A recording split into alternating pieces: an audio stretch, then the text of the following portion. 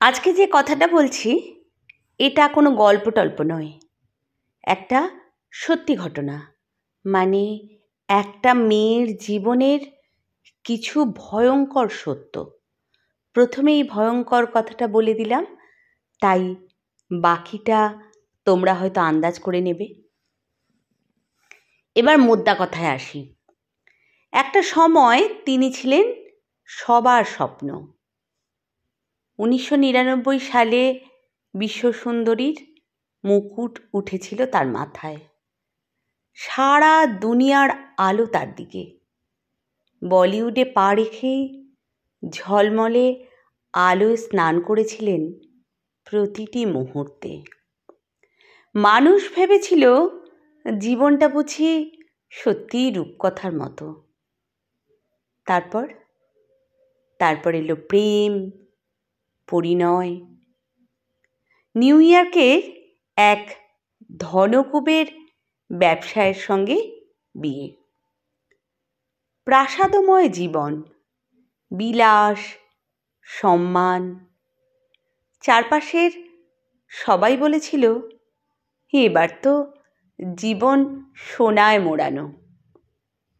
কিন্তু রূপকথার বইয়ে যা লেখা থাকে, বাস্তবের কথা এটা খুব কমই ঘটে। কিছুদিনের মধ্যেই সেই সোনালি স্বপ্নে ফাটল ধরল। বদলে গেল মানুষটা। ভালোবাসার বদলে এলো আদেশ, অপমান, অবহেলা। একদিন সে অপমান রূপ নিল গায়ে হাত তোলায়। আরও ভয়াবহ হয়ে উঠল পরিস্থিতি। স্বামীর পরিবারের পক্ষ থেকেও এলো টাকার লোভ, যৌতুকের দাবি, হুমকি। তিনি চেয়েছিলেন সংসারটা টিকিয়ে রাখতে। মিডিয়ার ঝলকানি এড়িয়ে, সমাজের চোখে ফাঁকি দিয়ে বহুবার মুখ বুজে সহ্য করেছিলেন। ভাবতেন একদিন সব ঠিক হয়ে যাবে, যেমন করে আমাদের মতো আর 10টা সাধারণ মেয়ে ভাবে। এক সময় জন্ম নিল এক ফুটফুটে পুত্র। মনে মনে প্রার্থনা করলেন এবার বুঝি সব বদলাবে। কিন্তু না, একদিন সেই নিষ্পাপ শিশুর সামনে চলল গালাগালি, শারীরিক নির্যাতন। মুহূর্তেই ভেঙে পড়ল সব। না, আর নয়। সেদিন তিনি আর চুপ থাকেননি। নিজের জন্য নয়, ছেলের জন্য মুখ খুললেন। সাহস করে পুলিশের কাছে গেলেন।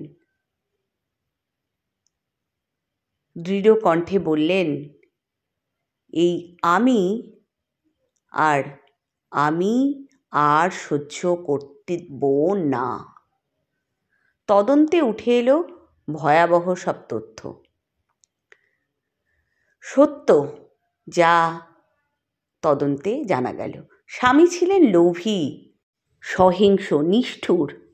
1914 সালের সেই বিষাক্ত সম্পর্ক থেকে মুক্তি পান তিনি।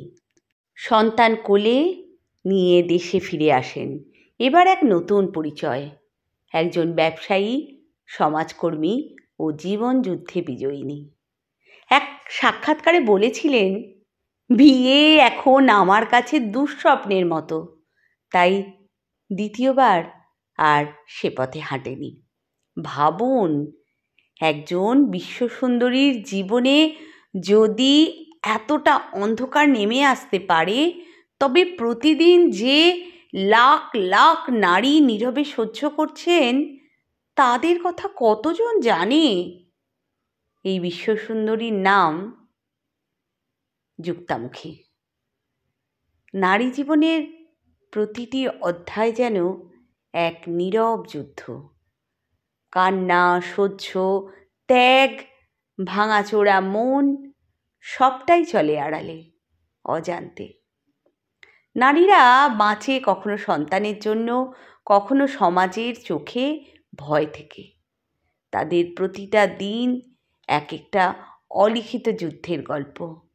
তাই এখনই সময় নারীর জন্য নিরাপদ পৃথিবী গড়ার, তাদের সম্মান দেওয়ার, তাদের মানুষ হিসেবে বাঁচতে দেওয়ার। নারী শুধু স্ত্রী নয়, মা নয়, কন্যা নয়, সে আগে মানুষ। মানুষ হয়ে বাঁচার অধিকার তারও আছে। তবে হয়তো আপনারা বলবেন যে আজকাল মেয়েদের তো দেখি উচ্ছৃঙ্খল, ভোগী, প্রলুব্ধকারী, আরও কত কি। না না, সবাই এমন নয়। যারা ওই রকম না, তাদের চোখের দিকে তাকালেই বোঝা যায়। তাদের চলা বলা, হাঁটা চলা, কথাবার্তা সব কিছুতে বোঝা যায়। আর যে নারী সত্যিকারের মাতৃত্ব বহন করে, তার শরীরে মনে সব জায়গায়, তাকে দেখলেই বোঝা যায়। সবসময় যে মা হতে হবে তা না। মা মানে তো নারীর জন্মগত স্পর্শ, যা নারীর প্রত্যেকটা মুহূর্তে জানান দেয়, আমি মা। শুধু আমার সন্তানের নয়, সারা পৃথিবীর। শুধু আমার দায়িত্ব রক্ষা করার, আমার দায়িত্ব আগলে রাখার, আমার দায়িত্ব ভালোবাসার। সেই নারী যদি অসম্মানিত হয়, সেই নারী যদি প্রতারিত হয়, সেই নারীর চোখে যদি জল আসে, তাহলে সমাজের ভালো হয় না। তাই প্রতিবাদ করতে হয়।